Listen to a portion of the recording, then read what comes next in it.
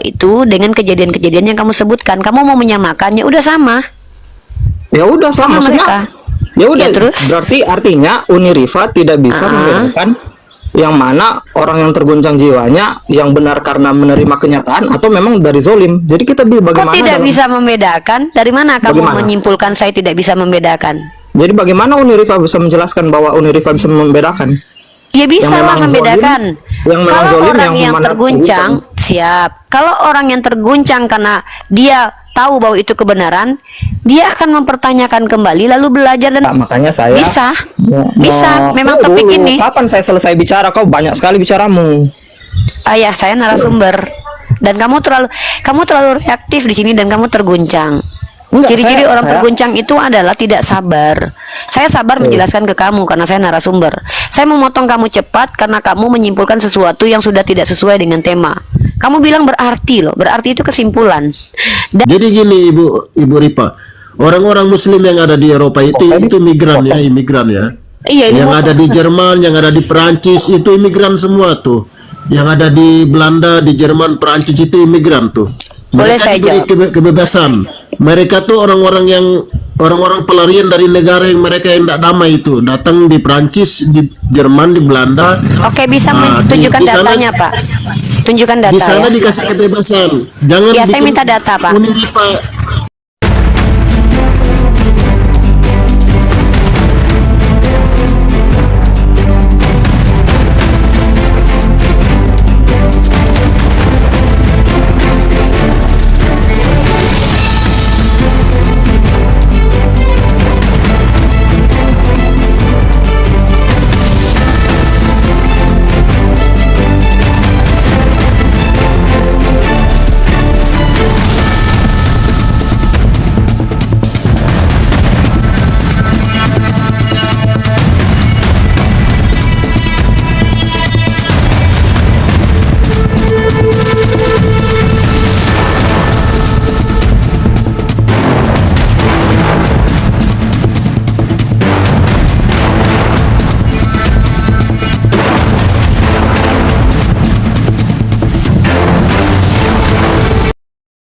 Assalamualaikum warahmatullahi wabarakatuh. Bertemu lagi dengan channel Kristologi Muslim, channel yang akan memperlihatkan diskusi dan debat lintas agama. Pada kesempatan hari ini, semoga kita semua dalam keadaan sehat walafiat, selalu diberikan kesehatan, dan segala macam urusan dilapangkan, dipermudahkan, dan dilancarkan seperti apa yang diharapkan, dan juga diberikan segala kecukupan ekonomi, rezeki yang berlimpah yang tidak pernah habisnya dari Allah Subhanahu wa Ta'ala. Di video kali ini masih seperti biasa, saya akan memperlihatkan diskusi dan debat lintas agama, di mana nantinya apologet Islam dan oknum Kristen akan saling bertanya dan menjelaskan agama masing-masing, yang mana kita akan bisa menilai mana agama yang benar-benar bisa diterima dan dipahami secara akal pikiran manusia yang berakal. Di video ini juga kita akan melihat diskusi dan debat Unirifa dan apologet Islam lain dengan beberapa oknum Kristen, yang mana kita bisa mendapatkan ilmu dan pengetahuan tentang ajaran Islam dan ajaran Kristen. Dan bagaimana berjalannya diskusi ini, apakah akan berjalan tenang dan santun atau malah sebaliknya memanas, di mana biasanya oknum Kristen jika tidak sanggup menjawab pertanyaan dan juga tidak terima ajaran dan isi kitabnya dibahas, mereka akan emosi dan marah, bahkan sampai menghujat pribadi atau ajaran. Nah, daripada penasaran dengan diskusi dan debat ini, mari kita simak saja videonya sekarang. Statement dari saya. Apa yang terjadi di Jawa Barat kemarin, retret itu dibubarkan, apakah tidak menghujat itu? Apakah di komentar-komentar Edis TV di bawah Islam Muslim tidak menghujat? Iya, bisa jadi. Ya bisa jadi menghujat. Kan saya sudah katakan. Jadi apapun. Jadi dulu. Sebentar dulu. Saya bicaranya. Kan Anda udah bertanya kan? Atau mau menjelaskan atau mau bertanya? Saya bingung nih. Anda kalau mau menjelaskan tentu durasinya panjang. Tapi kalau sudah mau bertanya, kan sudah jeda tadi. Apakah saya sudah boleh jawab? Kalau teman-teman belum mengerti yang saya sampaikan, saya ulangi loh. bahkan dengan cara pelan-pelan nih. Silakan diulangi kembali pertanyaannya. Ini pertanyaan atau pernyataan, saya bingung nih. Silakan. Ini seperti pertanyaan yang dicampur dengan pernyataan. Silakan. Dibuka mic-nya Bang, ngapain? Nggak bisa buka mic ya dia. Halo. Ya, oke. Ya, pernyataan pertama, pernyataan terus pertanyaan. Pernyataannya apa yang Uni Rifa itu lemparkan ke orang-orang Kristiani itu dilakukan juga, bahkan lebih parah oleh orang-orang muslimah. Yang Ya mana? kan? Semua menghujat, ya kan? Yang Reaktif. mana? Yang Tantrum. mana? Yang mana? Kasusnya Yang mana? mana? Oh, Kalau kasusnya. saya membicarakan kasus di sini, saya Iya. ada buktinya tuh. Kalau Oke. Anda yang mana kasusnya, Bre? Oke, yang menghujat itu kan di bawah, bukan Yang cuma mana, Bre? Astagfirullahaladzim, Bre. Sekali lagi saya ucapkan di sini ya. Apapun agamanya. Assalamualaikum Iqbal. Waalaikumsalam. Assalamualaikum Uni, Greg, Melani. Waalaikumsalam. Waalaikumsalam. Waalaikumsalam. Saya ulangi ya, ngapain? Apapun agamanya, kalau perhatikan diksi saya, manusia, saya nggak bilang Kristen loh ya, manusia, apapun agamanya, apapun jenisnya, kayak manapun bentuknya, kalau ketika ada ketenangan, tidak ada problem, tiba-tiba dia reaktif, menghujat, memaki. Sorry, signal saya hilang ya. Signal saya bermasalah kan? Aman. Tes.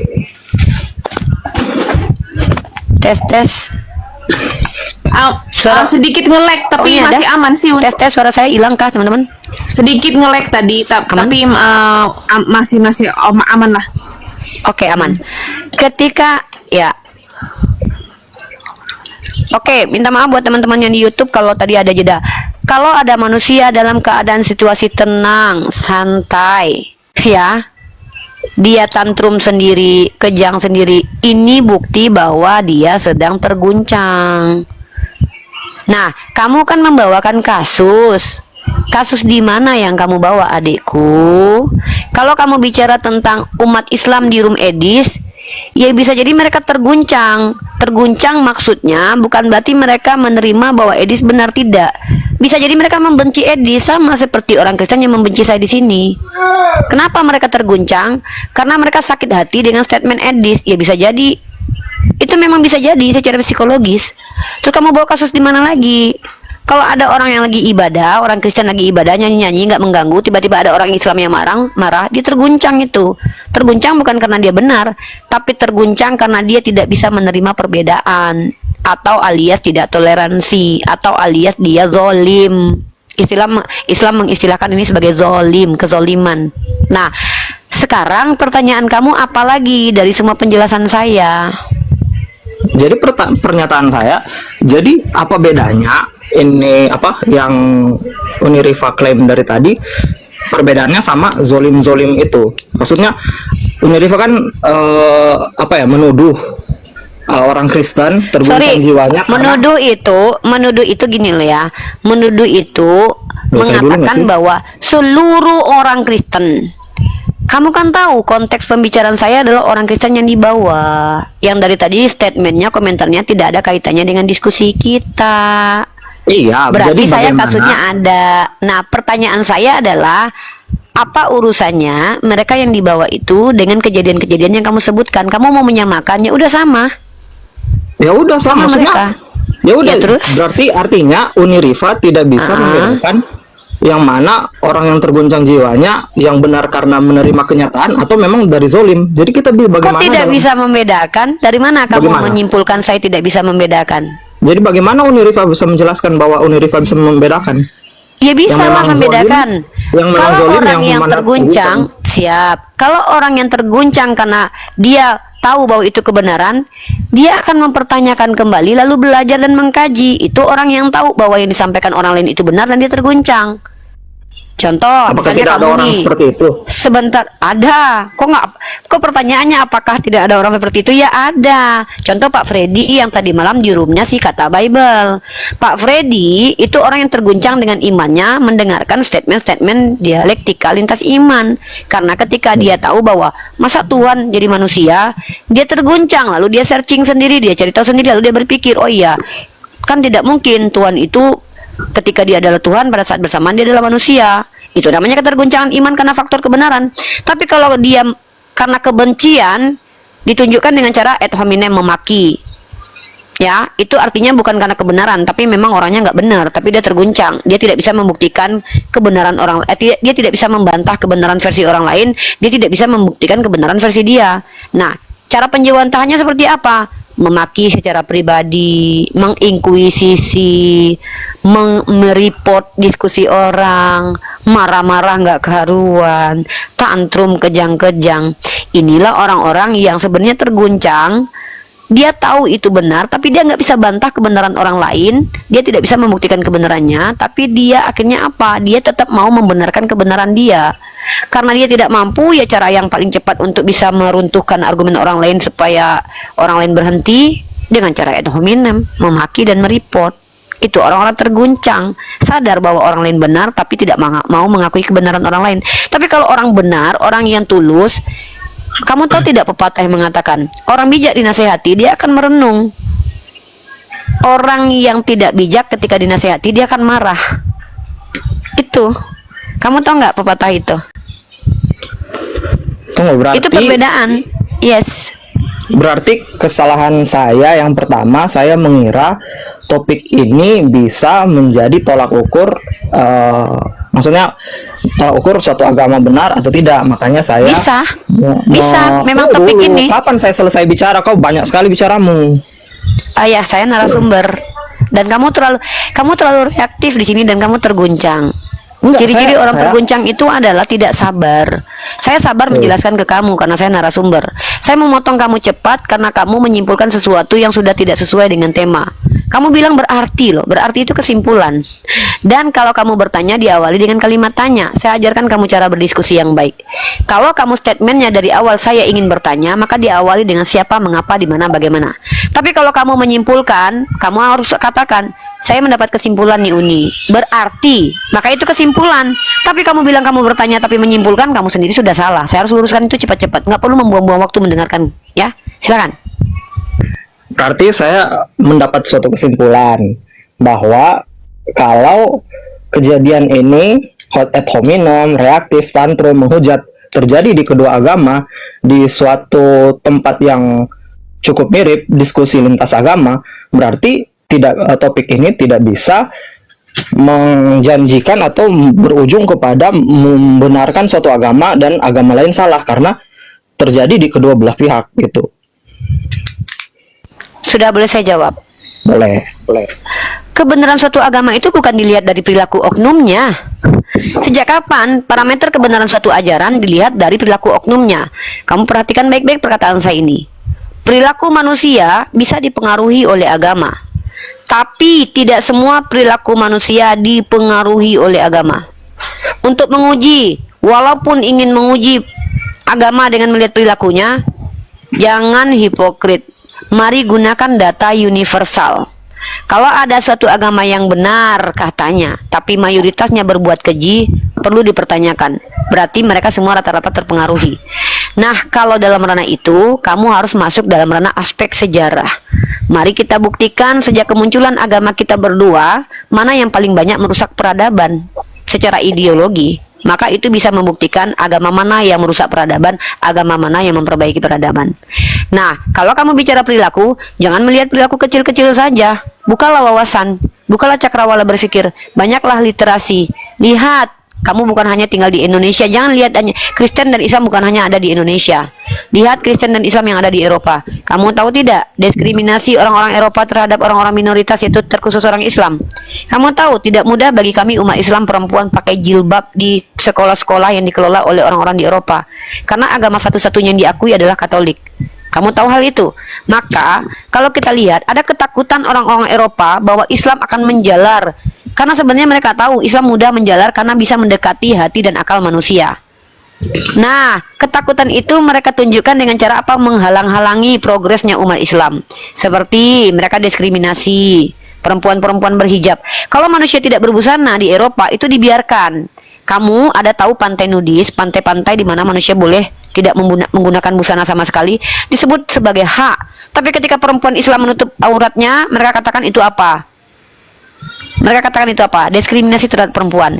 Inilah kalian secara mayoritas. Jadi kalian ini direpresentasikan mayoritas. Kita lihat dunia, bukan lihat satu kota, Dek. Kalau mau melihat perilaku umat manusia dan menilai agamanya, lihat dunia. Lihat sejarah. Sejarah peradaban menunjukkan ketika umat Islam yang memimpin dan menjadi mayoritas. Lihat Yerusalem selama 372 tahun di bawah kekhalifahan, Kristen ke gereja santai, Yahudi ke sinagog santai. Hancur kemudian gara-gara pasukan salib. Lihat Turki Ottoman, walaupun terakhir endingnya setelah munculnya paham nasionalis yang menghabisi hampir 1,5 juta orang Armenian, Kristen Armenian, berapa ratus tahun mereka damai berdampingan. Lama loh. Ya. Jadi kalau kalian mau bicara tentang perilaku manusia ini pengaruhi oleh agama, lihat mayoritasnya. Dan anehnya mayoritas Kristen justru banyak merusak peradaban. Hampir 500 tahun inkuisisi terjadi. Jangankan kami yang berbeda keyakinan, kalian yang kitabnya sama aja, kalian saling menghabisi satu sama lain kok. Itu fakta sejarah. Jadi kalau kita mau melihat perilaku manusia untuk menggambarkan agamanya, boleh, silakan. Tapi lihat mayoritas. Jangan cuma satu daerah. Lihat seluruh dunia dan sejarah. Itu caranya. Nah, sekarang apa yang mau kamu statementkan lagi? Tema kita di sini adalah ontologis. Kita bicara tentang kebenaran, kita bicara tentang keberadaan. Nah, saya sudah membawa beberapa runutan materi. Kalau Tuhan itu kebenarannya ada, apakah perlu dia bisa dilihat? Maka Tuhan yang pernah tidak terlihat bisa dikatakan bukan Tuhan. Itu konsekuensi logik. Kedua, apakah perlu Tuhan menjadi manusia? Kapan Tuhan mengatakan dia jadi manusia? Apa konsekuensi kalau Tuhan jadi manusia? Maka Tuhan yang di manusia dikatakan sebagai Tuhan yang cosplay atau menyamar. Apakah betul seperti itu? 3. Ketika Tuhan jadi manusia, siapa yang mengatakan dia akan jadi manusia? Apakah Tuhan jadi manusia itu menurut kalian atau menurut Tuhan? Yang keempat, setelah Tuhan merencanakan cukup panjang rencana penyelamatan, apakah berhasil? Itu pertanyaan-pertanyaan akal yang saya ajukan kepada kalian yang punya doktrin Tuhan menjelma jadi manusia. Sebagai bentuk provokasi akal dari saya supaya kalian membuktikan keimanan kalian bukan doktrin buatan manusia, tapi betul-betul pengajaran dari Tuhan sendiri. Silahkan kalian tanggapi ini. Ini baru substansi pembelajaran, Dek. Ya, jangan bahas oknum, jangan bahas perilaku manusia di sini. Kecuali room ini membuka room psikologi. Walaupun seperti itu pun saya bisa kok mengimbangi. Tapi kita bicara tentang ontologis atau ilmu keberadaan atau hakikat dulu, esensi dulu kita bahas. Silakan. Ya, saya izin baru dulu sebentar, mohon maaf. Bang John, selamat pagi. Bang John, dibuka mic-nya Bang John. Bang John, panggilan ketiga Bang John. Udah duduk belum, Bang Greg? Sorry. Udah. Oke. Izin sebentar ya, saya lagi di jalan nih lagi.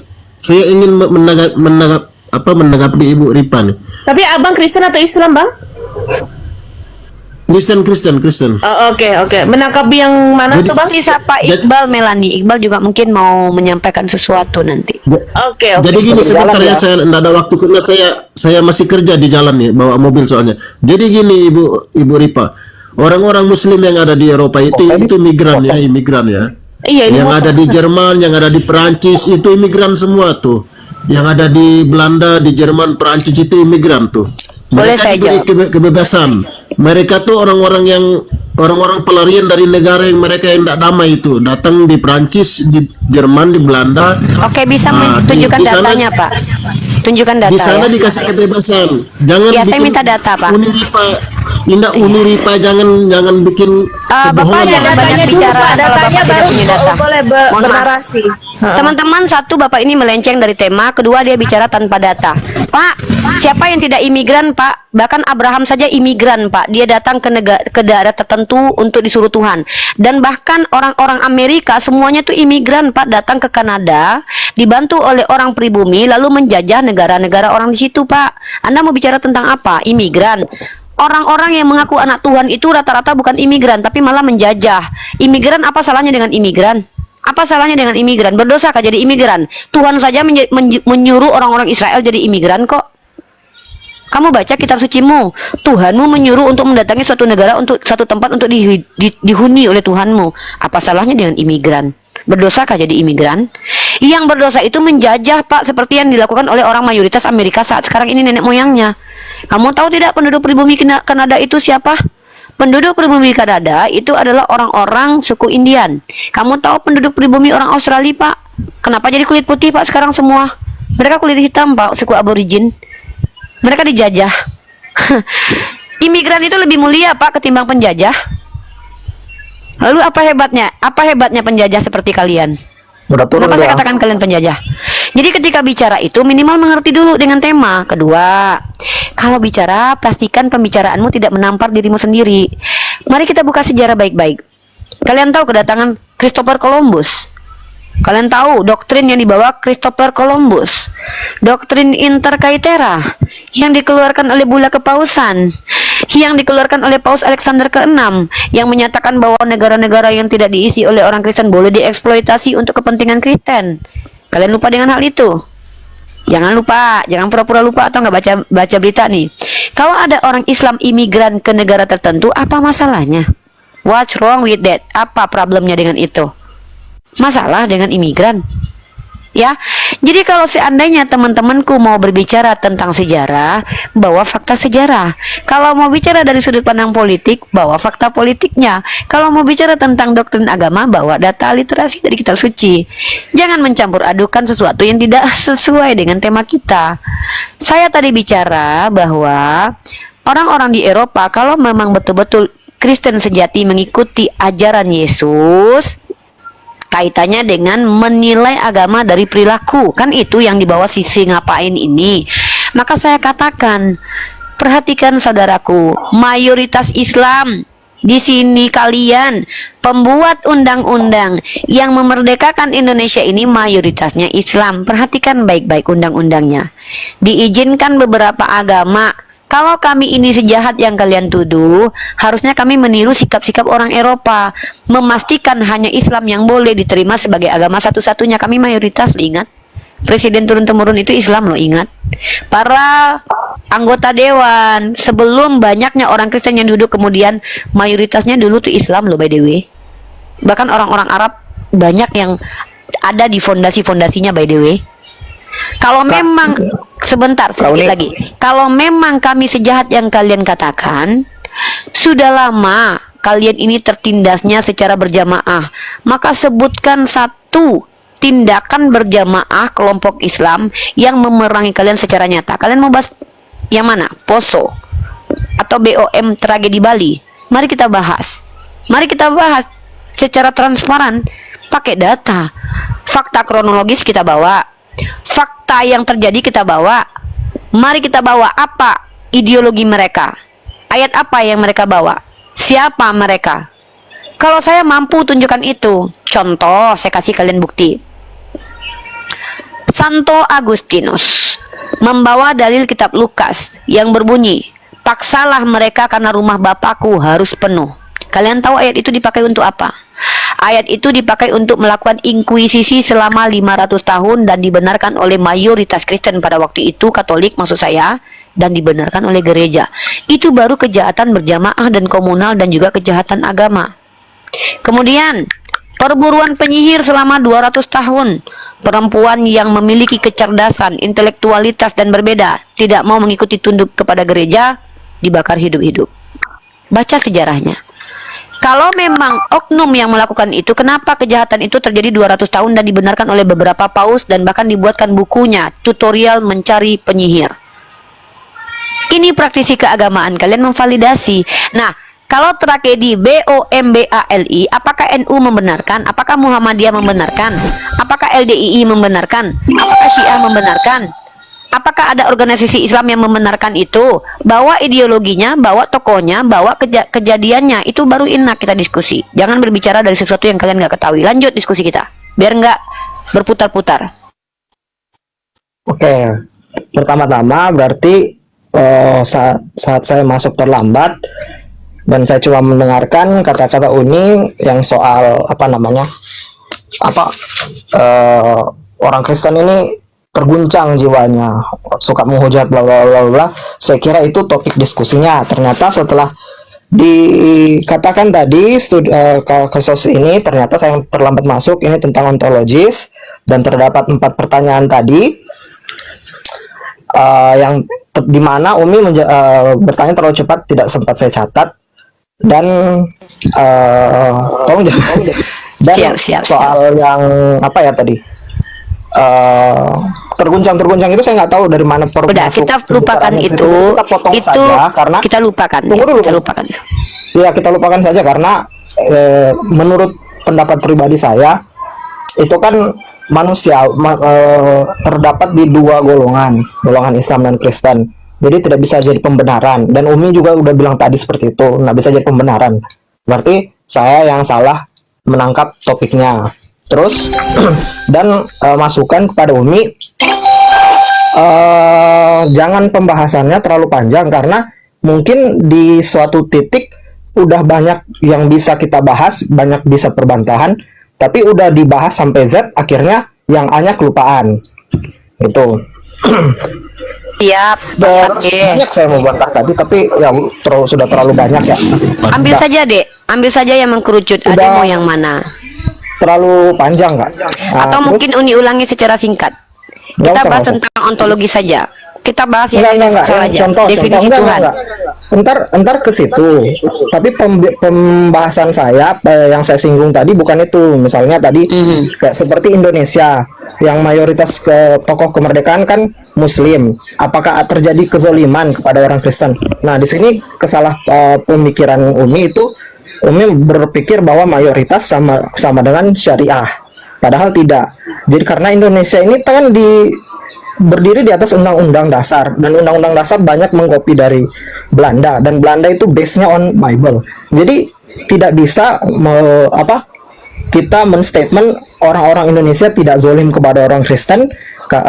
Orang-orang Indonesia itu mayoritas Kristen. Undang-undang Belanda based on Bible. Saya mau garis lain itu.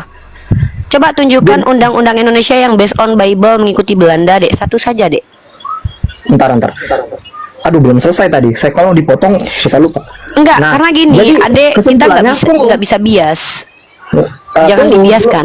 Saya nggak bisa itu dipotong. Saya kan kasih kesempatan ini bicara panjang. Saya juga dipotong. Tapi jangan kemana-mana ya, Dek. Tema kita jadi kabur-kaburan jadinya. Silakan. Oke, saya cuma menjelaskan tadi. Oke, saya ulang ya. Tadi Umi menjelaskan itu panjang lebar A sampai Z, ya kan.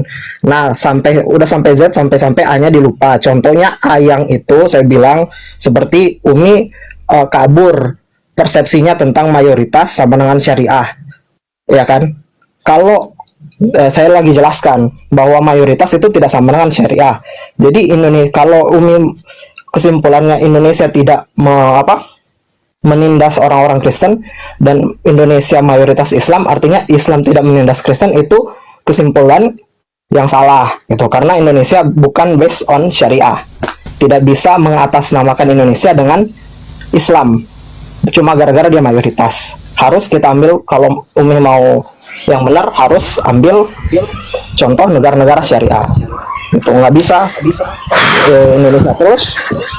Dek, maaf, ini Uni kita udah lari kemana-mana. Dek, sebentar. Jangan membuang waktu Uni itu kajian. Tapi penjelasan kamu tuh kabur ya. Dengar dulu tadi. Jangan terlalu panjang kalau menjelaskan. Iya, makanya biar kita nggak terlalu panjang, tapi kamu sendiri kepanjangan. Saya bilang tadi kalau penilaian kalian terhadap Islam itu karena perilaku, bukan membawa syariah. Syariah itu ajaran, adikku. Iya, saya cuma bilang jangan terlalu panjang. Udah, kita close aja. Saya mau. Pertama gini, yang tadi yang sebentar bang. Nih. Anda naik ke atas, silakan bertanya. Setelah bertanya, kemudian Anda ingin bernasib, cukup 2 menit atau 3 menit aja, atau 1 menit lah. Jangan panjang-panjang. Kau di sini hanya bertamu, bukan narasumber. Tadi kan saya cuma kasih Tadi kan saya cuma kasih masukan. Nah, Masukannya sekarang sudah kembali saya ke topik. terima ya. Nah, terima kasih. Bentar puji dulu, Tuhan. masukannya adalah kita step by step ya, sistematik Ya, benar. TikTok dialognya. Benar. Sekarang topiknya kita tentukan dulu biar tidak bias. Nah, topik saya hari ini adalah ontologik. Ontologik ini adalah ilmu yang membahas tentang keberadaan, eksistensi, dan kebenaran tentang sesuatu. Mantap. Atau ilmu esensial dan ilmu hakikat. Nah, kaitannya dengan room ini kita membahas tentang keberadaan Tuhan. Keberadaan Tuhan itu apakah melulu harus dibuktikan dengan indera? Kalau iya kenapa? Kalau tidak mengapa? Itu yang akan menjadi topik bahasan kita. Nah, kalau ada Tuhan yang bisa diindra, kenapa Tuhan harus diindra? Dan di mana Tuhan mengatakan dia bisa diindrakan? Dan apa tujuan Tuhan bisa diindrakan? Spesifiknya jadi manusia. Itu tema krusial kita, Mbak, pada siang kali ini, adekku. Kalau tetap membahas tentang perilaku, saya punya proposisi. Proposisinya adalah kalau kalian menilai Islam dari perilaku umat Islam, walaupun kami tidak mengikuti kaidah syariat segala sesuatu karena memang kalian melepaskan konteks syariat dari kami karena kalian melihat perilaku kami aja, maka mayoritas kami itu kan banyak. Kenapa kami kenapa kalian tidak banyak terjolimi? Justru di Eropa itu yang mayoritasnya Kristen, banyak orang yang minoritas terjolimi. Itu yang saya klaimkan tadi. Tapi itu bukan tema kita. Nggak perlu kamu. Lanjut ke tema. Lanjut ke tema. Nah, makanya saya tanya, apakah Tuhannya teman-teman Kristen ini jadi manusia itu karena memang Tuhan berkehendak atau Tuhan kalian yang mau Tuhan jadi manusia? Kalau Tuhan yang mau jadi manusia, di mana dalilnya? Kan itu, karena kita bicara tentang Tuhan, tentu yang lebih tahu tentang Tuhan yaitu Tuhan sendiri. Emang ada gitu yang lebih tahu tentang Tuhan kecuali Dia? Dan pengetahuan kita tentang Tuhan kan dari Tuhan. Tuhan yang kasih tahu kan. Nah, ketika ada informasi yang kami dapat dari umat Kristen bahwa katanya Tuhannya memang mau jadi manusia, dari mana kalian tahu itu? Itu yang saya tanya. Silakan dijawab dan kita diskusikan. Oke, sebelum dijawab saya sapa izin tamu ya, Bang Saiful Ayah. Assalamualaikum. Ya, waalaikumsalam. Assalamualaikum. Waalaikumsalam. Uni Oke. dan yang lain. Ya. Waalaikumsalam. Ya, silakan lanjut. Oke, Nah, dijawab silakan Bang, ngapain? Ngapain?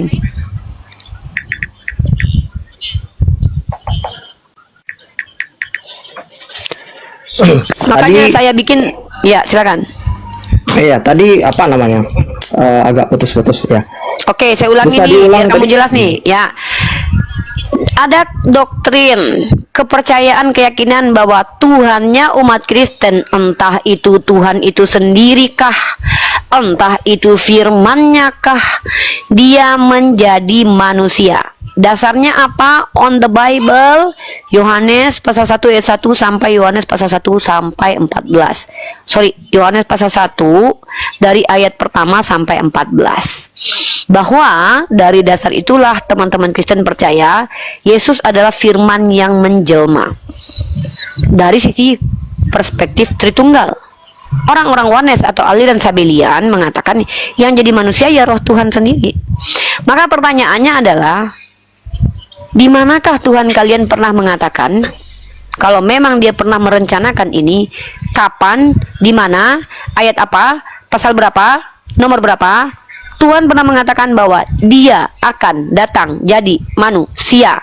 Itu pertanyaannya. Silakan. Oke. Jadi kan orang-orang Kristen ini mereka mengimani Taurat, mengimani kitab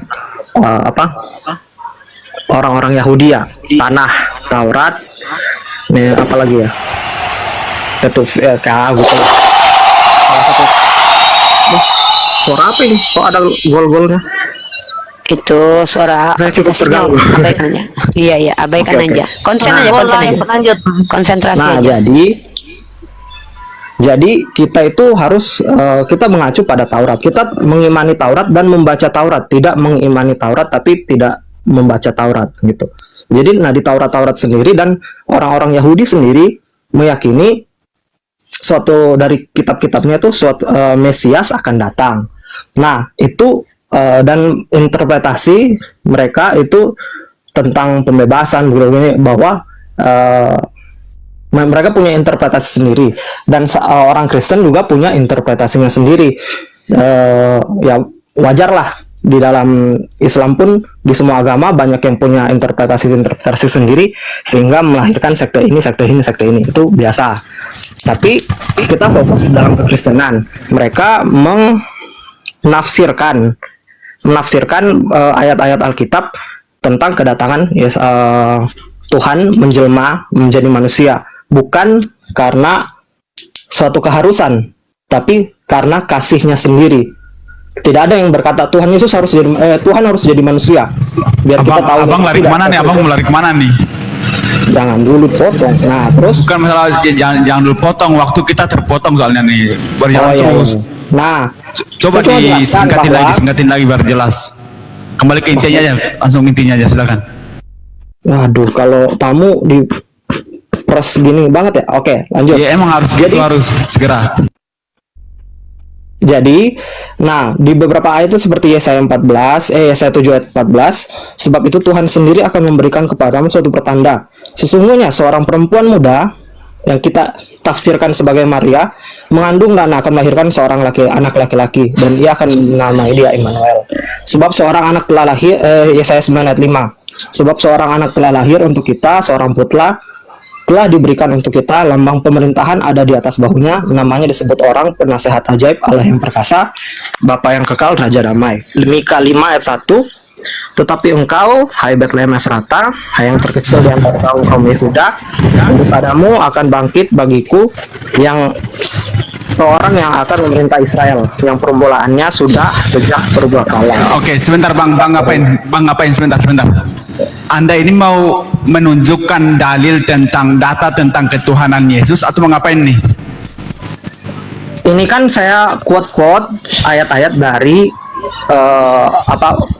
kitabnya orang Yahudi. Jadi ini untuk membuktikan bahwa memang Tuhan lewat nabi-nabinya telah orang-orangnya telah menulis kitab-kitab itu bahwa dinubuatkan akan ada Mesias. Tapi di orang Kristen meyakini Mesias ini datang dan memperlihatkan membuktikan bahwa dia itu Tuhan. Ya ini kelamaan Bang bernarasi itu kelamaan. Kalau mau, oke, kalau Anda pengen mengambil nubuatan, Anda harus ambil tafsiran langsung dari Yahudi, orang Yahudi. Greg, nggak apa-apa Greg. Oh, Coba, silakan. Uni ambil alih. Dek. Halo, Dek. Halo? Tadi coba ulangi pertanyaan Uni.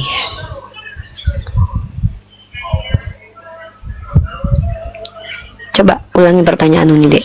Pertanyaannya kalau nggak saya, haruskah Tuhan itu datang menjadi manusia gitu? Bukan. Di mana mengatakan harus. Pertanyaan Uni adalah di mana Tuhan pernah berkata bahwa atau menyiratkanlah, di mana Tuhan pernah berfirman secara eksplisit ataupun implisit bahwa Dia akan datang menjadi manusia. Kenapa seperti itu? Ditanya. Karena kalau memang Tuhan memang mau datang, ini kan masalah mau dan tidak mau. Maka yang tahu ya Tuhan sendiri. Masa dia mau lapor dulu sama kalian sehingga kalian tahu? Nah, di mana ada pernyataan Tuhan di sepanjang kitab sucinya orang Yahudi, dia mengindikasikan bahwa dia akan berubah menjadi manusia untuk menyelamatkan. Itu di mana? Kalau ada tidak mau, Uni mau kasih bocoran nih. Ada, tapi dari kesalahan. Nanti kita bahas. Kalau tidak ada ayatnya, ayat yang kamu baca tadi itu semuanya dibuatan tentang Mesias. Mesias itu bukan Tuhan. Tidak ada Tuhan diurapi Tuhan. Mesias itu adalah orang-orang yang diurapi Tuhan. Kamu pelajari tradisi Yahudi. Mesias itu artinya yang diurapi atau yang dipilih lah. Ehud, Kores, Daud itu orang-orang yang diurapi Tuhan. Memang kami umat Islam percaya Nabi Isa itu sudah dinubuatkan sebagai Al-Masih dalam kitabnya orang Yahudi. Mereka yang ingkar. Kita tidak perlu berdebat tentang hal itu. Kamu dan saya sama-sama percaya di dalam kitabnya orang Yahudi. Walaupun sekarang kitabnya sudah didistorsi dan berubah, tetap akan kita lihat bagaimana kemudian Isa Al-Masih putra Maryam pasti dinubuatkan di situ, karena nabi-nabi sebelum kehadirannya sudah dinubuatkan dulu. Nah, Pertanyaannya, saya kan tidak meminta nubuatan para nabi hadir. Saya minta Tuhan jadi manusia ini. Yang doktrin kalian kan berbeda dengan Yahudi dan kami kan mengatakan Tuhan itu datang dari manusia. Sorry, Tuhan itu datang jadi manusia. Maka pertanyaannya, di mana tertulis bahwa Tuhan itu pernah mengindikasikan secara eksplisit dan implisit bahwa dia akan datang jadi manusia, adikku sayang? Nah, begini kan Uni tadi, tolong jangan dipotong ya. Uni tadi banyak memberikan apa namanya statement-statement. Nah, dari statement-statement itu banyak yang saya merasa itu harus dibahas. Nah, kalau nanti ini pertama-tama saya ini bukan menjawab ya, saya memberi saran. Karena Umi tadi banyak memberikan statement dan menurut saya itu banyak harus dibahas karena kembali lagi kepada kemanusiaan Yesus. Dan kalau saya bahas itu nanti dibilang sama si Gregorius itu, Anda mau kemana? Anda mau kemana? Saya ambil alih sekarang. Greg akan diam karena saya yang sudah ambil alih. Kami di sini umat Islam. Kami di sini umat Islam itu saling bersinergi supaya mengkondusifkan Komal ini. Sebagai host dia berhak untuk mengkondusifkan. Kenapa dia kondusifkan? Karena Anda sendiri tadi mengatakan kepada saya ketika saya menjelaskan saya terlalu kepanjangan bicaranya. Maka kita sepakati untuk strike to the point. Tapi ternyata Anda sendiri tidak mengikuti apa yang Anda mau. Anda sendiri berputar-putar. Makanya saya pastikan lagi Anda mengerti tidak dengan apa yang saya sampaikan dan saya minta. Saya minta dalil atau data di mana Tuhan kalian itu pernah mengatakan bahwa dia akan datang jadi manusia. Itu yang saya minta. Nah, saya akan memberi kamu sebuah ilmu yang mungkin kamu tidak pernah tahu selama ini. Kenapa terlalu lama? Kalau kita membuang-buang waktu dengan kesalahpahaman terus, kasihan netizen yang menonton di bawah nggak dapat ilmu. Saya mau berbagi ilmu di sini. Gitu loh, Dek. Silakan gini aja, jawab saja. Kamu tahu tidak, pernah membaca tidak dalam Bible ada dalil yang mengatakan Tuhannya orang Yahudi akan datang menjadi manusia secara tersirat ataupun secara tertulis? Silakan. Kita akan bahas itu. Yesaya 9 ayat. Silakan dibacakan. Di mana di situ bahwa Tuhan akan datang jadi manusia? Kasih 30 detik saya untuk yang tadi Umi bilang distorsi. Tidak ada Tuhan saya yang... kasih 30 detik, silakan mulai dari sekarang. 30 detik ini mengenai apa yang Umi bilang tadi, distorsi. Umi bilang tadi tidak ada Tuhan yang diurapi Tuhan. Berarti di sini saya menyimpulkan sendiri bahwa Umi tidak mengerti Trinitas dan tidak mengerti doktrin Kristen tentang Tuhan yang menjadi manusia, Tuhan yang menjelma jadi manusia. Kalau Tuhan itu mengosongkan dirinya dan mengambil rupa seperti manusia 100%, tapi hakikatnya dia juga Tuhan sebagai 100%, maka kalau diurapi, dikatakan bahwa dia yang diurapi, itu tidak ada salahnya di hadapan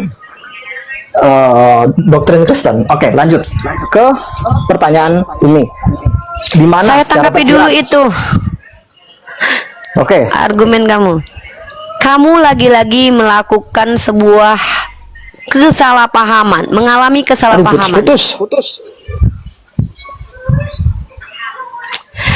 Teman-teman kita ini bersabarlah mendengarkan supaya kalian paham poin saya. Jangan terburu hawa nafsu untuk menjawab. Sorry. Saya tidak mau kehilangan satu statement dari Kak Umi, tapi karena tadi putus-putus saya ulangi ya. Adekku yang aku cintai, dengarkan baik-baik unimu ini ya, adek. Pertama, kalau doktrin Tritunggal itu adalah doktrin yang dianggap benar oleh orang Kristen, itu kami benarkan. Benar itu dianggap benar, bukan berarti menurut kami benar. Tapi iya, kami tahu kalau itu menurut kalian kebenaran. Kita belum sampai di situ, adekku. Tapi adekku tadi kan membawa-bawa kitabnya orang Yahudi. Kata adek, di kitabnya orang Yahudi yang disebut dengan Tanakh, Torah, Nevim, dan Ketuvim, di situ sudah dinubuatkan bahwa Tuhan akan datang jadi manusia, kan begitu? Karena kita bicara tentang kitabnya orang Yahudi, proposisi bicaranya harus dari perspektif Yahudi, bukan dari perspektif Kristen. Kalau bicara doktrin Kristen dari perspektif Kristen, adekku. Nah, Anda tadi membantah statement Yahudi menggunakan perspektif Kristen. Kita bicara dari tradisi Yahudi. Di manakah tertulis dalam kitabnya orang Yahudi? Sekali lagi saya katakan, di manakah tertulis dalam kitabnya orang Yahudi? Karena mereka yang lebih dulu menggunakan kitab itu untuk panduan berkeyakinannya, tentu mereka yang lebih mengenal Tuhan mereka menurut mereka. Di mana tertulis dalam kitabnya orang Yahudi bahwa Tuhan akan datang menjadi manusia? Kalau nubuatan bahwa Mesias akan datang itu diakui oleh mereka sendiri karena memang mereka menunggu Mesias, adekku. Tapi masalahnya mereka menolak Mesias yang betul, yaitu Nabi Isa Al-Masih putra Maryam. Mesias itu bukan Tuhan. Di Kristen memang Mesias adalah Tuhan. Itu di Kristen. Nanti kita bahas itu. Itu doktrin kalian. Yang kita bahas secara turun-temurun agama Samawi, agama Abrahamik, di mana ada tertulis, di mana pernah diajarkan suatu masa, suatu ayat, suatu dalil bahwa Mesias itu adalah Tuhan, bahwa Tuhan pernah bergelar Mesias, atau Tuhan pernah mengurapi Tuhan, atau Tuhan pernah mengutus Tuhan, atau Tuhan pernah berkata aku akan datang jadi manusia, atau dengan semisal kata-kata itu, atau eksplisit ataupun implisit lah. Itu yang saya mau dari tadi. Kalau seandainya Anda mau membahas kekristenan, nanti kalau kita sudah mendudukkan, oke, sekarang kita bicara dari sudut pandang Kristen. Kan Anda tadi yang bawa-bawa statement dari kalangan Yahudi atau perspektif orang Bani Israel, adikku. Nah, sekali lagi Uni tegaskan kepada Anda, kita biar tidak muter-muter. Coba tunjukkan di kitab Perjanjian Lama atau di kitab Tanakh-nya orang Yahudi, terindikasi secara eksplisit, implisit, tersirat bahwa memang Tuhannya Bani Israel pernah menubuatkan bahwa dia akan turun menjelma menjadi manusia, sehingga orang Yahudi menunggu Tuhan yang jadi manusia, bukan menunggu Mesias yang adalah manusia. Silakan Anda cari ayatnya. Kalau tidak ada, saya kasih ayat buat bantuin kalian. Kalian itu dapat doktrin dari mana? Kenapa bisa percaya Tuhan bakalan datang dari manusia, jadi manusia? Saya bisa bantu kalian untuk kasih membongkar kenapa kalian bisa tersesat. Saya akan tunjukkan, tapi nanti setelah kamu paham dengan pertanyaan saya dan kamu menjawabnya. Kalau tidak ada jangan dipaksakan, Adinda, gitu loh. Silakan.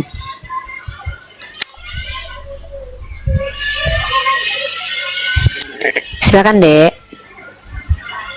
Oke. Pertama-tama, kalau untuk membahas ya, POV, point of view dari Yahudi, tentu saya tidak bisa. Karena kenapa?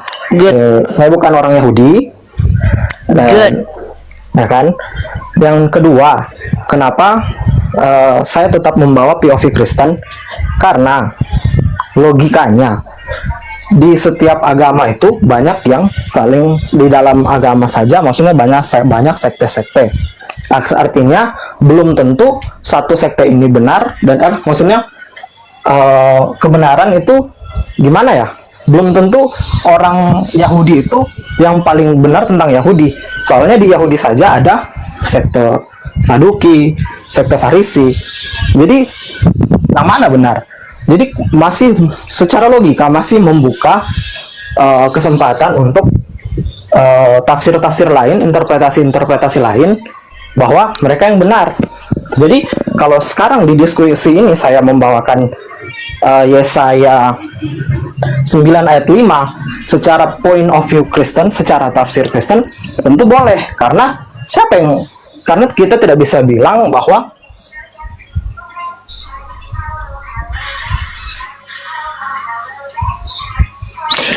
teman-teman sabar ya di bawah.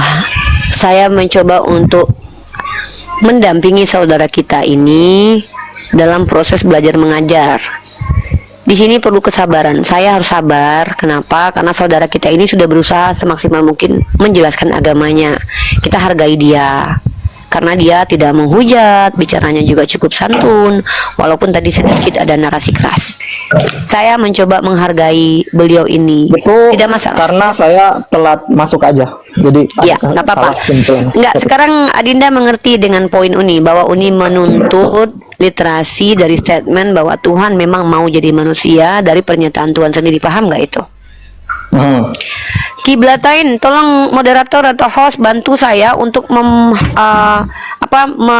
mute komen-komen dari Kiblatain seperti Encus Bar ini. Saya tidak tertarik dengan itu karena kita akan berdosa dengan itu. Muslim ya, saudara-saudara Muslim tidak perlu kalian berkomentar seperti itu ya, tidak perlu ya, itu tidak akan memperbaiki apapun ya. Iya Kak, makanya tolong saya bilang tadi kalau soal apa namanya itu sudah kita bahas, adikku. Kita sudah sepakat ya. Oke, Uni lanjut ya, biar Uni tidak biar kita tidak berputar-putar. Ini masuk ke penjelasan, tolong kamu simak baik-baik, tolong kamu tangkap poin by poin, dan tolong jangan hilangkan, jangan pelintir perkataan Uni. Bisa kalau perlu dicatat deh, silakan dicatat kalau perlu. Oh kak, apakah pernah saya pelintir kata-kata Uni? Bukan Uni kan bilang kalau Uni meminta jangan dipelintir, bukan berarti kamu pernah mepelintir. Kalau bisa jangan dipelintir supaya kita dapat poinnya. Pertama adalah saya seorang pendiskusi yang berusaha sekritis mungkin memprovokasi akal kalian supaya kalian berpikir. Kalau kita bicara, ini pakai rasio. Kalau kita bicara Tuhan mau jadi manusia, kita harus bertanya nih. Kalian yang bilang Tuhan mau jadi manusia itu tahu dari mana? Datang dari mana informasi itu? Maka informasi yang valid itu harusnya datang dari Tuhan. Kalau datang dari manusia berarti itu Tuhan menurut manusia itu. Pahami ya? Kalau informasinya datang dari manusia yang bukan datang dari Tuhan berarti Tuhan menurut manusia itu. Kecuali manusia itu nabi atau dia adalah wakil Tuhan. Kita pun harus membuktikan kenabiannya dengan menggunakan rasio dan critical thinking. Nah, kalian tahu tidak kenapa umat Kristen ini salah paham dan menyalahpahami? Apapun sekte Yahudi, perhatikan baik-baik statement saya. Apapun sekte sesat dari Yahudi ataupun yang betul-betul mengikuti Musa, coba sebutkan satu sekte Yahudi yang menunggu Mesias, yang dimaksud Mesias adalah Tuhan yang jadi manusia. Dengarkan baik-baik.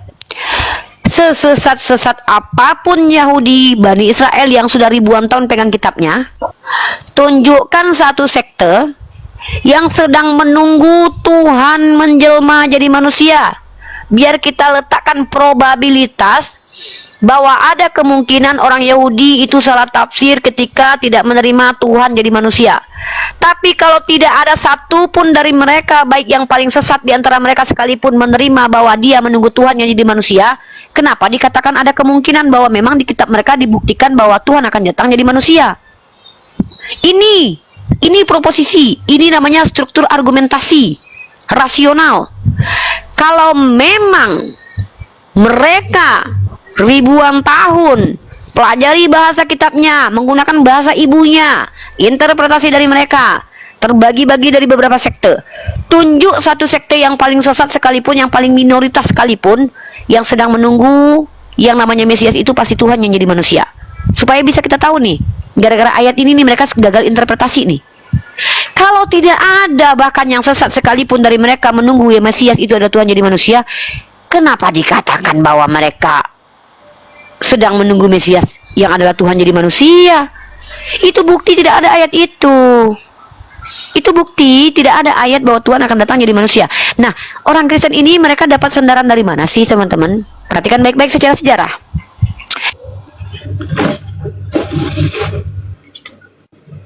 Beliau kena pelanggaran. Bunda Unurifa kena pelanggaran. Unurifa. Iya. Masya Allah. Tunggulah minta Bunda. Bentar. Teman-teman, kencangkan tap-tapnya teman-teman ya. Mana nih? Jaringan.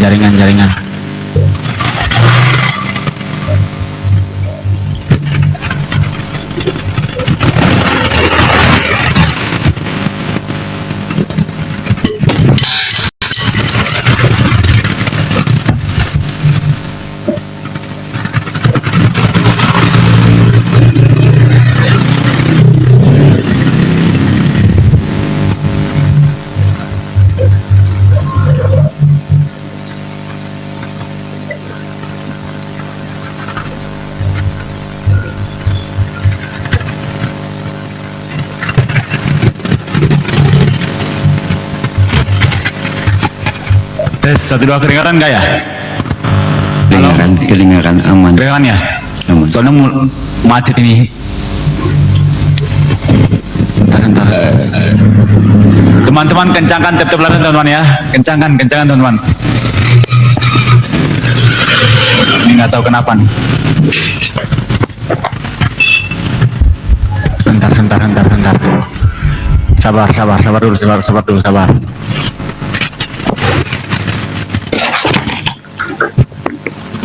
Mungkin Bang Kata Babel ada yang mau disampaikan, silakan. Oh, nanti udah naik lagi, silakan Nuni. Naik lagi, oke.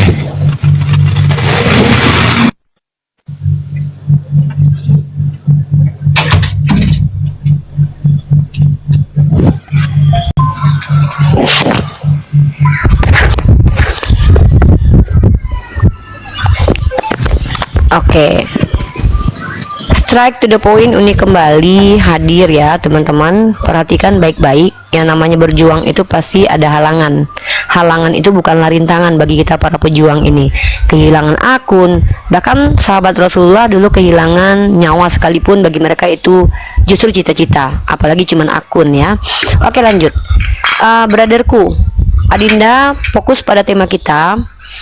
Coba Adinda buktikan baik secara rasional, dalil, sejarah bahwa memang ada indikasi Tuhannya Samawi, Tuhannya Abraham, Tuhannya Musa, dan Tuhannya Yakub itu terindikasi punya rencana untuk menjadi manusia.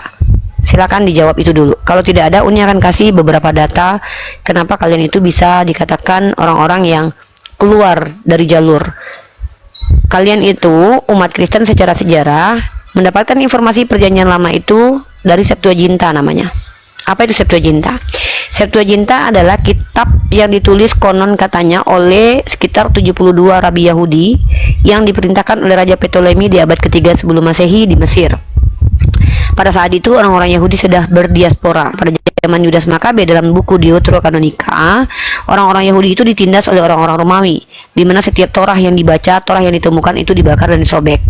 Dan bahkan mereka dipaksakan untuk mengikuti tradisi Romawi, salah satunya memakan makanan yang tidak kosher atau tidak halal. Nah, dari mana kalian menyimpulkan, bapak-bapak gereja kalian mendapatkan informasi bahwa Tuhan akan datang jadi manusia? Ayatnya, pendukungnya adalah, saya kasih kalian data, tapi kalian tahu di mana kesalahpahaman itu? Nah, ini dia ya. Saya tunjukkan.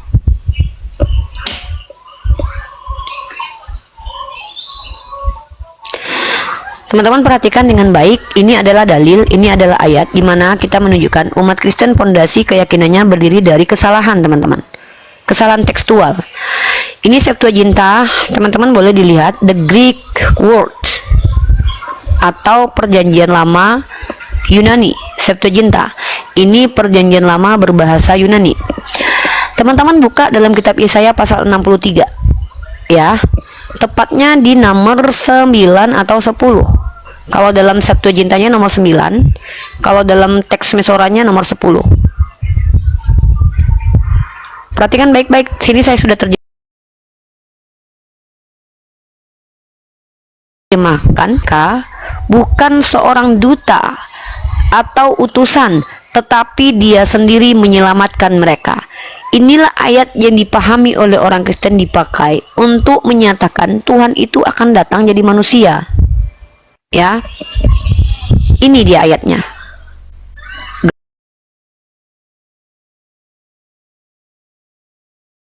Ayatnya.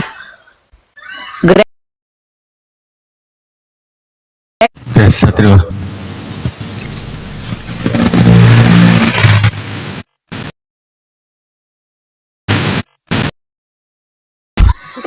Besarkan lagi, Dek. Ya. Nah, ini ya, Itu kitab, sorry itu kitab apa? Pasal berapa, ayat berapa? Ya, ini namanya adalah situs Septuaginta, perjanjian lama berbahasa Yunani yang menjadi dasar terjemahan Lembaga Alkitabiah Indonesia yang tidak konsisten dengan terjemahan teks Mesora. Ini kitab Yesaya, nama kitabnya kitab Yesaya, pasalnya 63, ayatnya ayat 9. Ini yang dipakai oleh umat Kristen. Nah, di mana permasalahannya? Masalahnya adalah orang-orang Yahudi ternyata berbeda dengan orang Kristen. Dalam teks Mesora atau teks berbahasa Ibrani, kitab berbahasa Ibrani punyanya Yahudi, namanya teks Mesora, dibuat oleh keluarga Mesora, situsnya situs Sefaria. Dalam Yesaya pasal 63 ayat ke-9 dan 10-nya, di sini ayat 9-nya adalah bahwa yang turun bukan Tuhan sendiri tapi Malach Elohim and the angel of divine presence. Di sini dikatakan malaikat, bukan Tuhan sendiri. Jadi inilah yang membuat umat Kristen dan orang Yahudi itu sampai sekarang itu tidak akan pernah sepaham. Kristen mengakui bahwa yang ditunggu orang Yahudi itu adalah Tuhan yang jadi manusia, tapi Yahudi menunggu Mesias yang adalah anak keturunan manusia asli dari keturunan Daud. Makanya Yeshua HaMasyiah ditolak gara-gara dia dianggap anak hasil perzinahan. Nah, Islam sebagai agama yang meluruskan, agama yang memberikan kepastian, menjelaskan bahwa dia tidak punya bapak karena dia cuma anak Maria, dipanggil Ibnu Maryam. Tapi dia juga bukan anak hasil perzinahan, tapi anak yang dari hasil ciptaan Allah yang sama seperti Adam. Nah, bahwa Tuhan itu tidak akan pernah menyamar jadi manusia karena Tuhan itu laisa kamitslihi syai'un. Dan Tuhan dalam perjanjian lama juga mengatakan bahwa Tuhan itu bukan manusia, Allah bukan manusia, sehingga dia berdusta. Maka dari sinilah kita belajar bahwa teman-teman Kristen kita ini disesatkan oleh tekstual, catatan-catatan manusia yang tidak jelas, di antaranya Septuaginta. Septuaginta itu tidak jelas. Kenapa? Kalian tidak akan mampu menunjukkan kepada kami umat Islam siapa penulis Septuaginta. Kalian hanya mempercayai bahwa itu ditulis oleh Rabi Yahudi. Seperti itu saudaraku, adikku yang kucintai.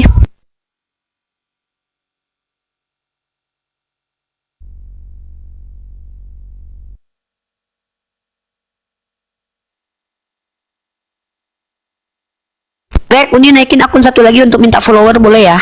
Oke, siap, silakan. Oh, silakan teman-teman, silakan di follow teman-teman kita yang apologet. Bang Kata Bibel. Iqbal lagi di jalan. Iqbal lagi ngapain? Lagi kerja. Kayaknya, Bun. Lagi di kantor nih, monitor nih. Kalau mau masuk dek. Kalau ayah juga mau masuk aja. Ya, bilang aja. Ini ada ayah nih, silakan ya. Ayah kalau ada mau yang ditambahkan silakan ya. Ayah cuma mau nanya sama Uli di kantor tadi. dulu. Nanti kalau bukan. Apa ya? Oke. Kalau yang saya yang tadi Uni bawakan dari Septuaginta, kalau yang dari Alkitab Sabdanya atau LAI-nya itu di ayat berapa? Sama juga. Sama. Oh iya, perlu teman-teman muslim ketahui ya, LAI itu tidak konsisten ya. Kalau yang untuk doktrin Kristen dia ambil nanti terjemahan Septuaginta. Tapi nanti kalau untuk yang mengukuhkan kenubuatan Yesus mereka ambil Tek Masorah.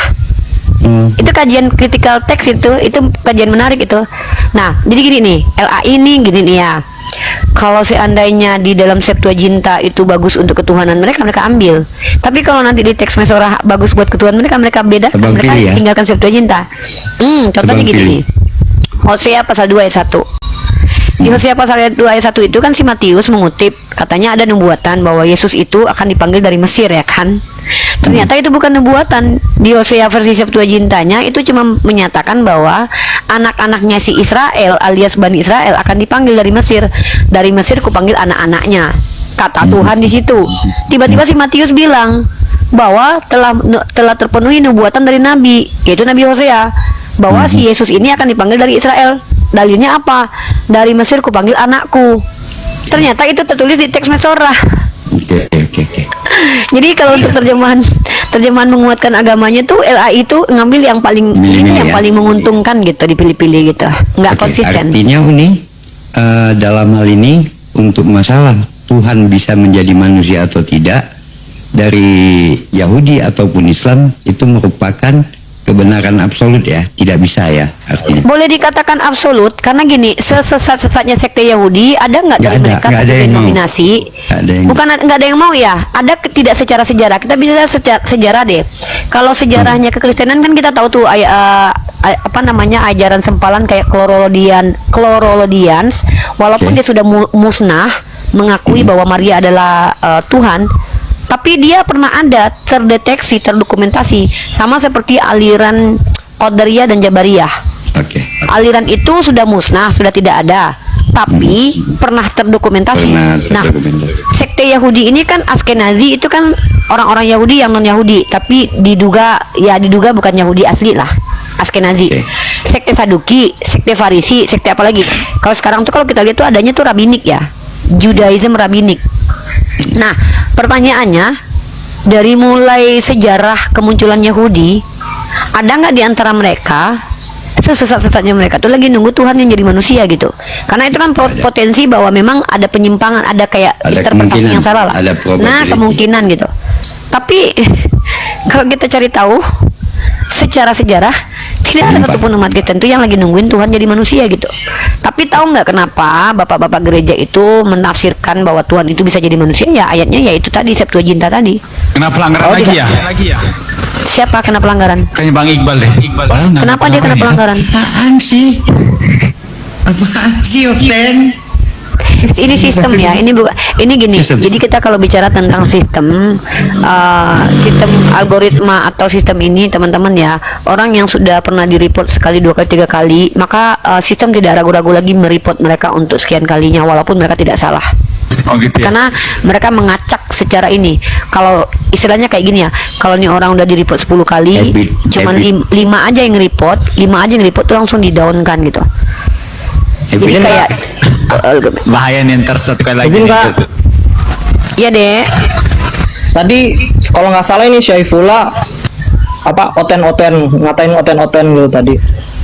Oten itu aja. singkatan deh. Oten itu singkatan. Kristen, Dek. Ada 2 kalau dari Uni itu ada 2. Oten itu artinya oknum Kristen, ya mereka yang suka menghujat. Masih saya hormati loh, saya katakan oknum.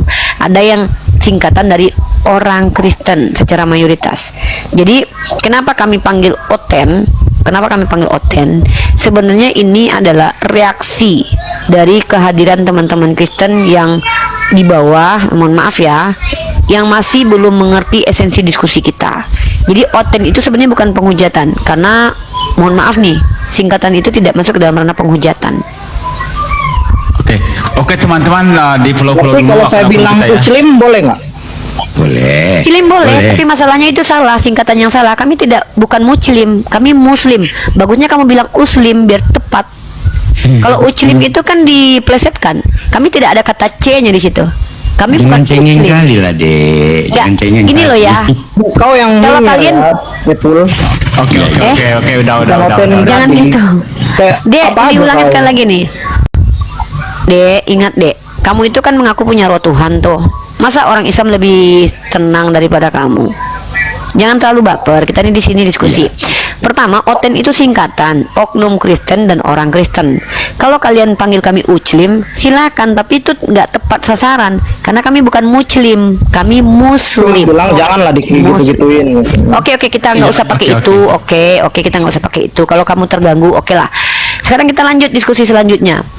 Saya sudah tunjukkan dari mana datangnya kesalahpahaman seluruh umat Kristiani, karena memang pada dasarnya bapak-bapak gereja itu menggunakan Septuaginta karena mereka rata-rata orang yang berbahasa Yunani, Romawi ya. Karena Kristen sendiri boleh dikatakan agama yang sudah tercabut dari akar Yahudi. Begitu.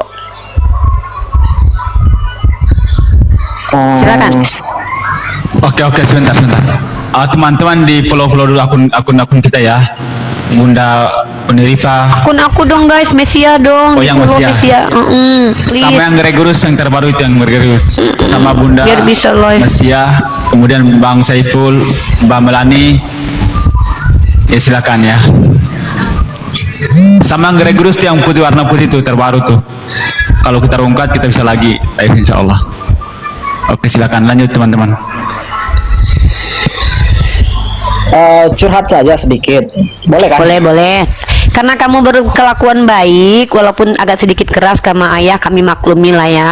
Mungkin kamu ke-trigger secara, ya itu tadi Uni bilang, kita kalau menunjukkan reaktif di sini itu bukti kalau kita tuh sedang terprovokasi.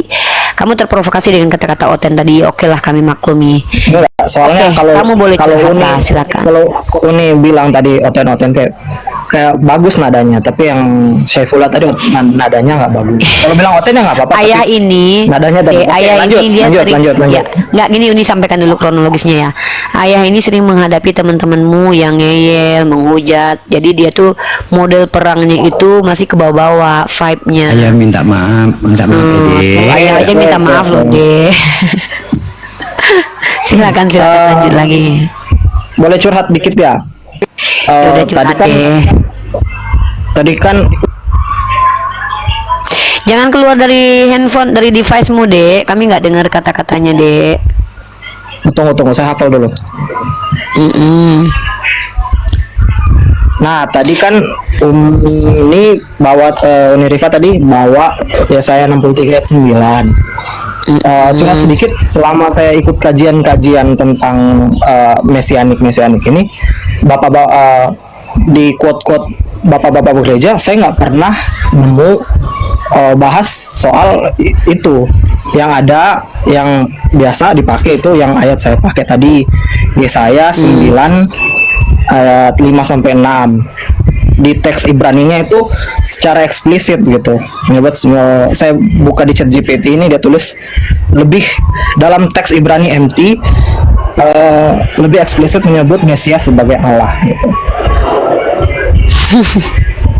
Di Astagfirullahaladzim, Dek. Dengarkan ya. Terus kalau soal Umi bilang tidak ada satu sekte apapun yang mengatakan bahwa Mesias itu bukan Allah ya, tapi kalau ada perbedaan tafsiran berarti tidak, yang statement saya kalau ada perbedaan tafsiran tidak menutup untuk ada tafsiran lain seperti itu. Dan konon yang banyak diterima di kalangan Kristen itu menafsirkan Allah akan datang lahir dalam Yesaya 9 ayat 5-6 ini, sebab seorang anak telah lahir untuk kita, seorang putra telah diberikan untuk kita, lambang pemerintahan ada di atas bahunya. Itu tentang Mesias, dan namanya disebut orang penasehat ajaib, Allah yang perkasa. Siapa yang disebut Allah yang perkasa itu gitu kan? Terus disebut Bapa yang kekal. Nah, saya heran kalau Uni quote ayat-ayat Kristen berani nggak ngaku Tuhan itu Bapa. Terus di sini tulis Raja Damai. Nah, di sini bapak-bapak gereja gitu, maksudnya bukan bapak-bapak gereja, orang-orang Kristen juga menafsirkan dari kitab Yesaya ini menubuatkan soal kedatangan Yeshua HaMashiach sebagai Tuhan itu sendiri, dan tidak ada larangan Tuhan datang kepada manusia. Soalnya Tuhan juga pernah di Taurat datang kepada Abraham, namanya pelayanan teofani.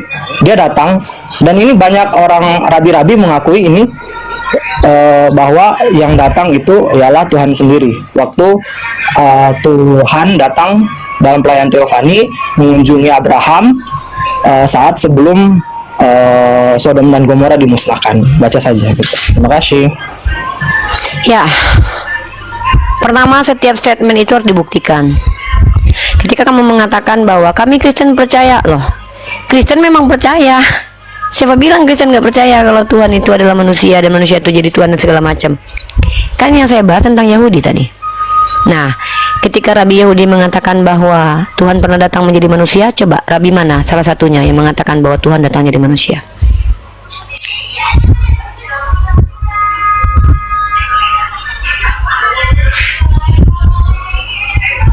Silakan, Dek. Nama Rabinya, Dek. Tunggu, saya chat GPT.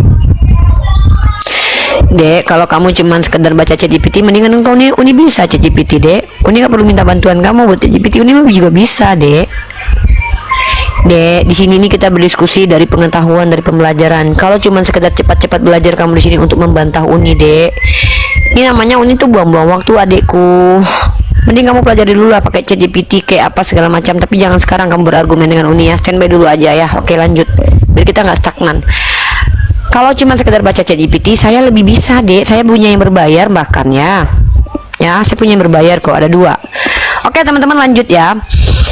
Mungkin Ayah ada yang mau disampaikan dan yang lain mungkin ada yang mau disampaikan. Greg ada yang mau disampaikan. Greg, kita masuk ke tema selanjutnya. Lanjut aja dulu nih. Nah, jadi teman-teman, ketika kita sudah membuat indikator bahwa orang-orang Yahudi itu menunggu anak manusia yang datang sebagai Mesias, kedengkian mereka itu muncul ketika mereka tidak menerima Isa Al-Masih putra Maryam itu sebagai Mesias, gara-gara mereka menuduh bahwa Isa Al-Masih ini bukan keturunan dari nenek moyang mereka, bahkan dituduh sebagai anak hasil perzinahan. Nah, ini yang membuat Nabi Isa itu dihina, dinista pada masanya. Bahkan Sayyidah Maryam dikatakan melakukan hubungan badan di luar pernikahan. Nauzubillah min dzalik. Nah, yang terjadi adalah begini, teman-teman. Menariknya adalah teman-teman kita Kristen ini, mereka ini adalah orang-orang yang mendapatkan informasi dari orang Yahudi. Ya, kitab mereka datang dari Yahudi. Ya, satu, kitab perjanjian lama mereka dapatkan dari orang-orang Yahudi. Sementara Yesus mengatakan bahwa orang-orang Yahudi itu mayoritasnya adalah ular beludak, telar tengkuk. Anehnya, teman-teman kita Kristen ini menyandarkan kebenarannya dari informasi orang Yahudi. Dan menariknya lagi adalah orang-orang Romawi Yunani yang tidak tahu apa-apa tentang Torah tiba-tiba mendeskripsikan tentang Tuhan karena pengajaran Paulus yang mereka terima, yang mengaku-ngaku bertemu dengan Yesus. Sementara nggak ada kaitannya orang Romawi dengan orang-orang pemegang hukum Torah. Lalu tiba-tiba Kristen, kalian perhatikan saat sekarang ini, perhatikan baik-baik. Pusat kekristenan ada di mana, teman-teman? Vatikan, Jerman, ya, bukan Yerusalem, kampung halamannya Yeshua HaMashiach. Jadi ini menunjukkan bahwa kekristenan ini adalah agama yang baru muncul di tangan Paulus, yang tercabut dari akar Yahudi karena memang dari semua narasi Paulus mencoba untuk memutuskan, menghentikan tradisi Yahudi untuk dibawa ke agama baru yang dibentuk oleh dia sendiri, yang dicampurkan dengan pagan Romawi. Jadilah Kristen.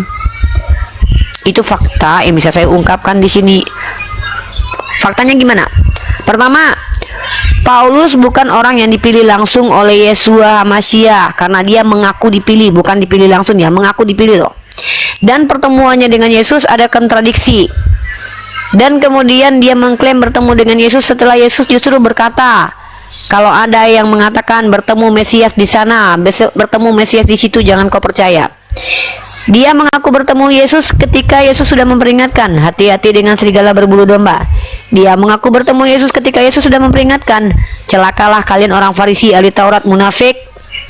Kalian mengajarkan menjelajah lautan, menyeberangi daratan untuk mentobatkan satu orang yang mereka tobat ini lebih jahat daripada kamu. Jadi teman-teman, lucunya lagi, Paulus mengaku bertemu Yesus saat Yesus sudah berkali-kali mengingatkan nanti akan ada orang yang menyesatkan kalian. Ciri-cirinya apa? Serigala berbulu domba, menyamar menjadi pengikut Yesus. Kedua, mengaku-ngaku membawa nama Yesus. Ketiga, buahnya di awal buruk, nggak mungkin berbuah baik. Matius 7 nomor 18. Disinilah kita bisa melihat kenapa umat Kristen ini jauh dari ajaran dan menyimpang dari ajaran agama samawi, karena mereka mendapatkan informasi pengajaran secara otoritasnya dan secara implementasinya dari Paulus yang terindikasi mencampurkan ajaran Yahudi dengan pagan Romawi. Karena memang Paulus mengaku rasul untuk orang-orang di luar yang tidak bersunat. Rasul untuk orang di luar yang bersunat, yaitu orang-orang paganisme.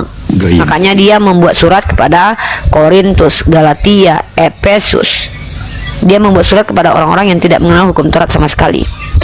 Dan dari sinilah agama ini berkembang. Dimulai pertama sekali agama ini dipakai oleh Konstantin untuk menyerang Italia dengan mengatakan dia bermimpi mendapatkan penampakan ada tanda salib.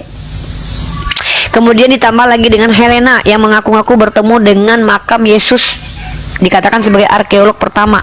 Siapa Helena? Apa kaitannya dengan Yesus? Tidak ada. Mereka semua, Konstantin dan Helena, adalah mantan penyembah pagan, penyembah dewa matahari. Bahkan kekristenannya pun sempat diragukan karena ketika dia membuat monumen tetap memuja dewa matahari. Dan bahkan Sol Invictus atau hari kelahiran dewa matahari ditetapkan sebagai hari kelahiran Yesus, tanggal 25 Desember.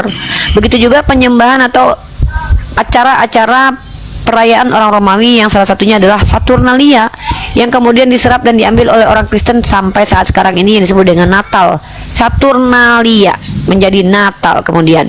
Nah, dari sini kita melihat bahwa Kristen ini adalah ajaran progresif.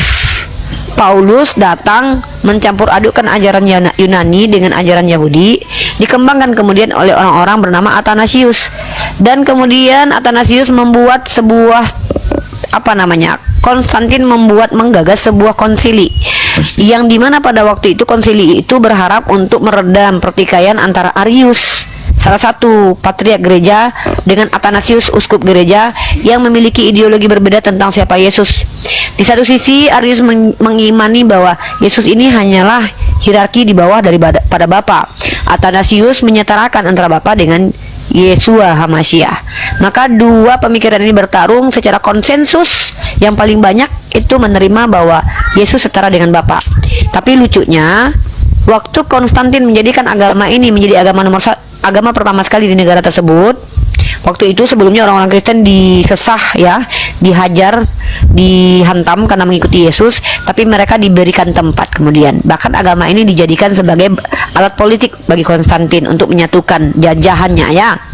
Terbukti dengan membawa-bawa salib. Dan bahkan teman-teman tahu tidak, yang lebih menariknya lagi, si Konstantin ini ketika sudah meningkoi kemudian anaknya menjadi raja, kaisar juga. Nah, kaisarnya yang adalah anak Konstantin ini pada masa dia tidak menerima Athanasius. Bahkan Athanasius diasingkan beberapa kali, di anatema. Tapi tahu nggak ajaran yang diterima pada waktu itu? Yaitu Arius atau Unitarian. Nah, itu 20 tahun berlangsungnya itu. Kemudian muncul lagi di abad-abad awal itu sudah banyak ajaran-ajaran yang menurut yang banyak adalah bidat. Jadi kalau yang sedikit bidat menurut mereka, yang banyak itu benar. Padahal Yesus berkata, banyak yang terpanggil, sedikit yang dipilih. Kalau mengikuti parameter Yesus harusnya yang sedikit yang benar, yang banyak yang salah. Tapi mereka tidak. Yang banyak yang berkuasa lah yang dianggap benar. Makanya Katolik itu mengatakan bahwa mereka itu benar pada waktu itu. Lalu yang lain dikatakan bidat, di anatema dan di inkuisisi. Jadi ini adalah sejarah progres dari agama Kristen, di mana agama Kristen muncul dari gejolak-gejolak keinginan orang lain untuk menguasai daerah, eksis.